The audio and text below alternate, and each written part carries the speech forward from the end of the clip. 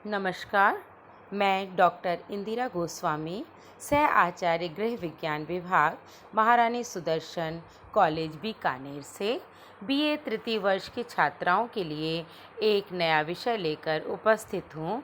इस विषय का शीर्षक है मानव विकास की अवस्थाएं। हम सभी जानते हैं कि मानव का विकास एक लंबी और अनवरत चलने वाली प्रक्रिया है। व्यक्ति का विकास अनेक चरणों में होता है। हरलॉक ने मानव विकास की अवस्थाओं को दो महत्वपूर्ण चरणों में विभक्त किया है। पहली अवस्था है जन्म से पूर्व विकास की अवस्था या गर्भकालीन अवस्था, प्रीनेटल पीरियड, और दूसरी अवस्था है जन्म के पश्चात विकास की अवस्था या पोस्टनेटल स्टेज। जन्म से पूर्व विकास की अवस्था या गर्भकालीन अवस्था, जिसे प्रीनेटल पीरियड कहा जाता है, यह अवस्था कंसेप्शन या गर्भाधान से जन्म तक की मानी गई है। इस अवस्था में होने वाले परिवर्तन मुख्यतः शारीरिक होते हैं। समस्त शरीर की रचना, भार, आकार में वृद्धि और आकृतियों का निर्माण भी इसी अवस्था में होता है। संपूर्ण गर्भकालीन अवस्था को विकास की दृष्टि से 3 भागों में विभाजित किया गया है।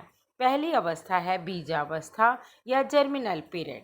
यह गर्भधारण से 15 दिन की अवस्था है। इस अवस्था में जीव एक अंडे की भांति होता है। कोशिका विभाजन की क्रिया होती रहती है और लगभग 1 सप्ताह तक यह अंडाकार जीव गर्भाशय के तरल द्रव्य में तैरता रहता है।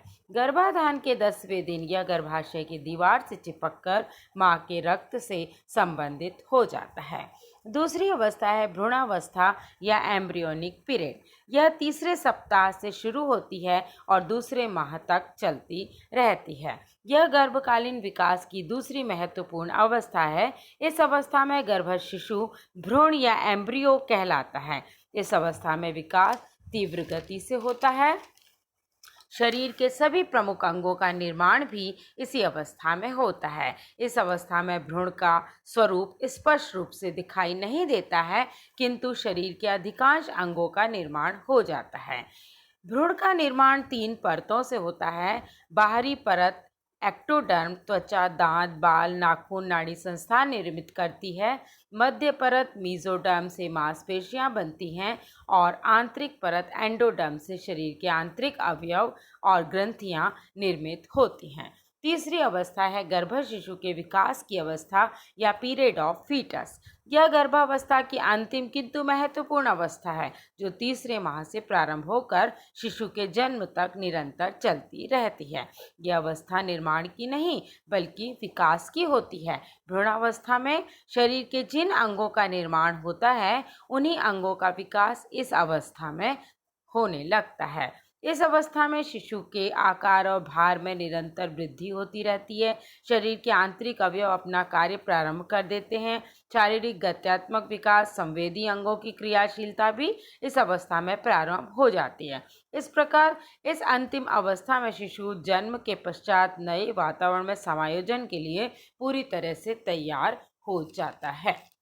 दूसरी महत्वपूर्ण अवस्था है जन्म के पश्चात की विकास अवस्था, पोस्टनेटल स्टेज ऑफ डेवलपमेंट, जो कि जन्म के पश्चात प्रारंभ होती है और जीवन पर्यंत, जब तक कि मनुष्य की मृत्यु नहीं हो जाती तब तक निरंतर चलती रहती है। अध्ययन की सुविधा की दृष्टि से इस अवस्था को भी निम्नलिखित चरणों में विभाजित किया गया है। पहला शैशवावस्था या इन्फेंसी, जो जन्म से 15 दिन की अवस्था होती है। इस अवस्था में शिशु असहाय होता है, नए वातावरण के साथ समायोजन करने का प्रयास करता है। इसे पीरियड ऑफ एडजस्टमेंट भी कहा जाता है। दूसरी अवस्था है बचपनावस्था या बेबीहुड। यह 2 सप्ताह से प्रारंभ होकर 2 वर्ष तक चलती है।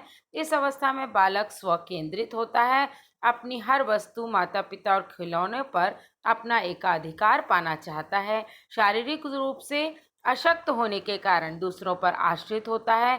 इस अवस्था के अंत तक मांसपेशियों पर वह धीरे धीरे नियंत्रण करना सीखने लगता है। स्वयं चलना, बोलना, भोजन करना आदि क्रियाओं में धीरे धीरे आत्मनिर्भर होने लगता है। संवेगात्मक दृष्टि से भी इस अवस्था में बच्चों में कुछ प्रमुख संवेग जैसे क्रोध, भय, घृणा, हर्ष, प्रसन्नता पाए जाते हैं। ये संवेग प्रधान की अवस्था होती है, अर्थात संवेग बहुत ही क्षणिक होते हैं। अगली अवस्था है बाल्यावस्था, चाइल्डहुड। विकास की दृष्टि से यह भी अत्यंत महत्वपूर्ण अवस्था होती है। इस अवस्था में शारीरिक और मानसिक वृद्धि और विकास काफ़ी तेजी से होने लगता है। लगभग तीसरे वर्ष से 12 वर्ष तक की इस अवस्था को बाल्यावस्था के रूप में जाना जाता है। इसे भी 2 भागों में विभाजित किया गया है। पहली पूर्व बाल्यावस्था, अर्ली चाइल्डहुड, जो तीसरे वर्ष से प्रारंभ हो जाती है और 6 वर्ष तक रहती है, और दूसरी उत्तर बाल्यावस्था या लेट चाइल्डहुड, जो 7वें वर्ष से शुरू हो जाती है और 12 वर्ष तक चलती रहती है। इस अवस्था को भी समायोजन की अवस्था कहा जाता है, क्योंकि इस अवस्था में बालक अपने विभिन्न क्षेत्रों में नए नए वातावरण के साथ करने का प्रयास करता है। जिज्ञासा प्रवृत्ति इस समय सर्वाधिक होती है। समूह प्रवृत्ति इस अवस्था की प्रमुख विशेषता होती है। बालक इस समय समूह में रहना पसंद करता है। सामाजिकता की दृष्टि से यह अवस्था बहुत ही महत्वपूर्ण होती है।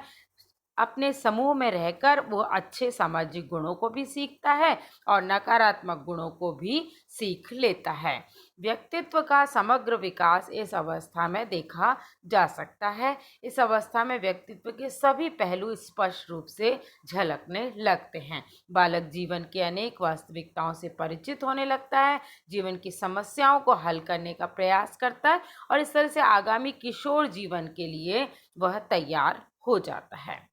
अगली अवस्था है वयः संधि काल, जो कि बाल्यावस्था और किशोरावस्था के बीच में एक सेतु का काम करती है। इसकी अवधि बहुत कम होती है। ये 11-12 वर्ष से 13-14 वर्ष की 1 वर्ष का ही जीवन काल होता है।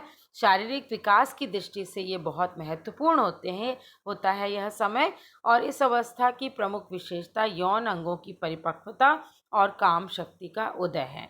यौन भिन्नता इस अवस्था में देखी जाती है। बालिकाएं जो है उनमें ये अवस्था पहले शुरू हो जाती है। इसी कारण बालिकाएं समय से पहले, लड़कों से पहले परिपक्व हो जाती हैं। इस अवस्था में शारीरिक विकास की भांति मानसिक विकास भी तेजी से होता है। संवेगात्मक और सामाजिक विकास की दृष्टि से भी ये अवस्था बहुत ही महत्वपूर्ण होती है। यौन अंगों का विकास इस समय बहुत तेजी से होता है। शरीर के आंतरिक बाह्य परिवर्तन देखे जाते हैं। इन सभी कारणों से बालक बालिकाएं संवेगात्मक रूप से विचलित भी होने लगते हैं। सामाजिक नियंत्रण इस समय खो देते हैं। इस अवस्था में माता पिता को बच्चों में होने वाले क्रांतिकारी परिवर्तनों के प्रति स्वस्थ दृष्टिकोण निर्मित करना और मानसिक रूप से उन्हें तैयार करना बहुत जरूरी होता है। किशोरावस्था या एडोलेसेंट, यह बाल्यावस्था के बाद की महत्वपूर्ण अवस्था है, जो 13 वर्ष से प्रारंभ होती है और 21 वर्ष तक निरंतर चलती रहती है। इसे भी 2 भागों में बांटा गया है। पूर्व किशोरावस्था अर्ली एडोलेसेंस, जो कि 13 से 17 वर्ष की है, और उत्तर किशोरावस्था लेट एडोलेसेंस 17 से 21 वर्ष की है। यह अवस्था बालकों को परिपक्वता की ओर, मैच्योरिटी की ओर ले जाती है। वैज्ञानिकों ने इसे गोल्डन एज कहा है। सामाजिकता और कामुकता की यह अवस्था बहुत ही महत्वपूर्ण बतलाई है। शारीरिक और मानसिक परिवर्तन इस समय तीव्र और क्रांतिकारी रूप में होते हैं। समायोजन में काफ़ी कठिनाई आती है। उनकी आवश्यकताएं और सामाजिक प्रतिबंधों में विरोध के कारण बालकों के मन में संघर्ष देखा जाता है, असंतुलन का भाव देखा जाता है। यौन परिपक्वता के कारण सामाजिक, नैतिक, संवेगात्मक जीवन का स्वरूप भी परिवर्तित हो जाता है। कुसमायोजन और संवेगात्मक अस्थिरता इस समय एक समस्या उत्पन्न करते हैं। अगली अवस्था है युवावस्था या प्रौढ़ावस्था या एडल्टहुड।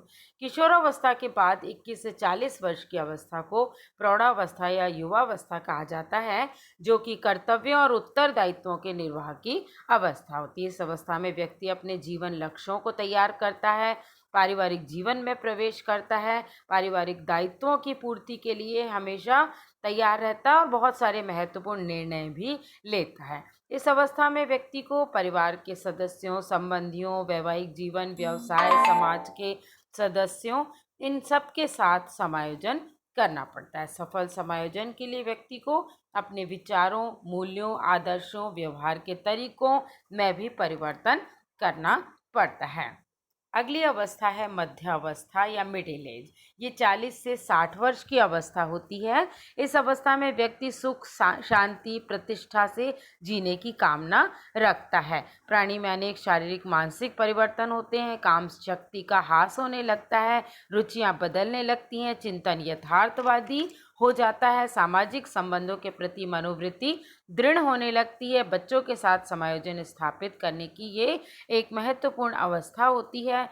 आयु अंतराल के कारण, जनरेशन गैप के कारण दो पीढ़ियों के बीच विचारों, सोच, मनोवृत्तियों, आदर्शों, मान्यताओं, मूल्यों में पर्याप्त मतभेद बना रहता है। अतः अपने बच्चों के साथ समायोजन में काफ़ी कठिनाई का सामना भी करना पड़ सकता है। इसलिए उचित समायोजन के लिए जरूरी है कि व्यक्ति अपने परिवार के सभी सदस्यों के साथ उचित तालमेल रखे और वृद्धावस्था के जीवन के लिए अपने आप को तैयार करे, जिससे उसे मानसिक संतुष्टि और शांति से आगे का जीवन व्यतीत करने का अवसर मिल सके। और अंतिम अवस्था है वृद्धावस्था या जरावस्था, ओल्ड एज। यह अवस्था जीवन की अंतिम अवस्था है जो 60 वर्ष के बाद प्रारंभ होती है और जीवन के अंतिम समय या मृत्यु तक की मानी गई है। यह अवस्था ह्रास की अवस्था, पीरियड ऑफ डिक्लाइन कहलाती है। इस समय शारीरिक, मानसिक क्षमताओं का निरंतर ह्रास होने लगता है। शारीरिक क्रियाशीलता कम हो जाती है, रुचियां, मनोवृत्तियां, आदतों में परिवर्तन होने लगता है। स्मरण शक्ति, अधिगम योग्यता, कार्यकुशलता में कमी आ जाती है और इन सभी कारणों से समायोजन की समस्या इस समय प्रबल हो जाती है। क्योंकि व्यावसायिक जीवन से भी अवकाश या सेवानिवृत्ति का समय आ जाता है, अतः वृद्ध व्यक्तियों की यह अवधारणा बन जाती है कि वे अब बेकार या अनुपयोगी हो गए हैं, परिवार पर बोझ हो गए हैं, परिवार को या समाज को उनकी कोई आवश्यकता नहीं है। तो ऐसी स्थिति में उनमें मानसिक तनाव उत्पन्न हो जाता है। वे जिद्दी, कुंठित, क्रोधी, अकेलापन महसूस करते हैं और परिवार के साथ उनको समायोजन में कठिनाई का सामना करना पड़ता है। अतः परिवार के सभी सदस्यों को यह प्रयत्न करना चाहिए और वृद्ध व्यक्ति को भी अपने आप में ये परिवर्तन लाना चाहिए। उसे उचित समायोजन के लिए हमेशा तैयार रहना चाहिए और आवश्यकता अनुसार अपने मूल्यों, मान्यताओं, आदर्शों और अपनी सोच में भी परिवर्तन करके आगे समायोजन स्थापित करने का प्रयत्न करना चाहिए। धन्यवाद।